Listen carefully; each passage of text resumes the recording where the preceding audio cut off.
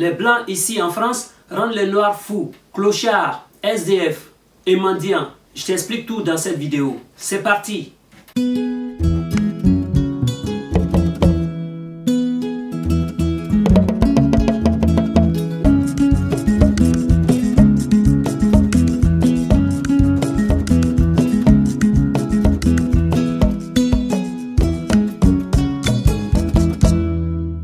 Aujourd'hui on dit tout et son contraire, tout et n'importe quoi, mais il n'en est rien, bullshit, je t'explique tout.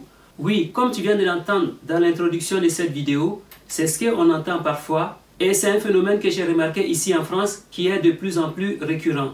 Avant d'aller plus loin dans le développement de ce sujet, si tu me découvres pour la première fois, mon nom est Bachir M. Sanogo. Sur cette chaîne Business au pays, je te parle de business, d'entrepreneuriat, d'investissement et de l'immobilier. Si tu aimes ce genre de contenu, alors abonne-toi, active la cloche de notification pour être informé des prochaines publications.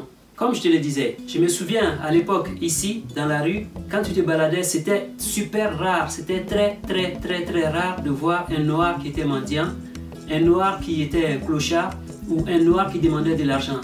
Mais maintenant, c'est devenu monnaie courante. Partout, on voit nos frères en train de mendier. C'est un phénomène que j'ai observé et que j'ai vu évoluer, que j'ai étudié, que j'ai analysé et je vais vous expliquer. Ici, dans cette vidéo, je vais vous démontrer ma vision et mon analyse de cette situation.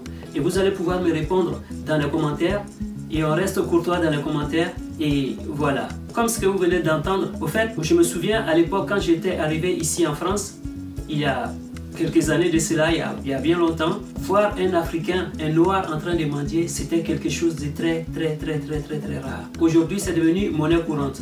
Donc, comme je vous disais, aujourd'hui, avec le courant migratoire, vouloir partir à tout prix, mourir que de rester, tous ces propos qu'on entend parfois dans les documentaires ou dans les vidéos qu'on retrouve parfois sur les réseaux sociaux, voyant les jeunes parler de leur désarroi, mourir que de rester, m'a un peu poussé à vous expliquer comment je voyais les choses. Mais dans la prochaine vidéo, je vais te donner une idée qui va te permettre de venir ici dans la légalité avec juste 2 millions de francs CFA.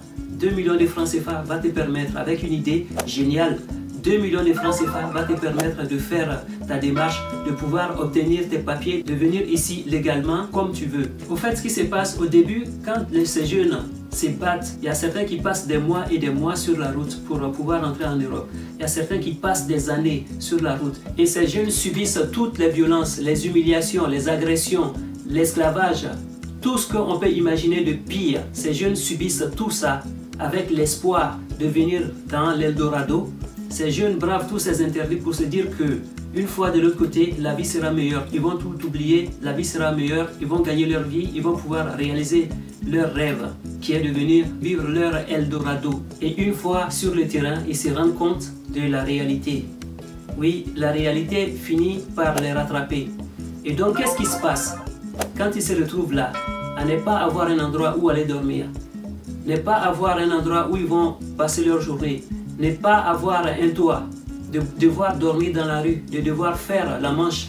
Voilà donc ce phénomène qui fait qu'on voit de plus en plus des jeunes, des très jeunes Africains qui sont obligés de mendier. Avant, un Africain demandait de l'argent, c'était hyper rare et celui que tu voyais faire, tu voyais qu'il était mal dans sa chair, il avait honte de faire ça. Mais aujourd'hui, c'est devenu quelque chose de très normal. Et ces jeunes qui se mettent, des jeunes de 25-30 ans qui se mettent à mendier, sont obligés de mendier quelque part, on ne les en veut pas, mais qui sont quelque part obligés de mendier parce qu'ils ne savent pas quoi faire. Ils pensaient venir vivre quelque chose d'extraordinaire, l'Europe qui était tant rêvée, l'endroit où tout va bien, où on cueille de l'argent sur les branches des arbres et tout ça. Ils se rendent compte de la réalité et donc ces jeunes se mettent à mendier et à dormir sous les ponts. Et qu'est-ce qui se passe sous les ponts?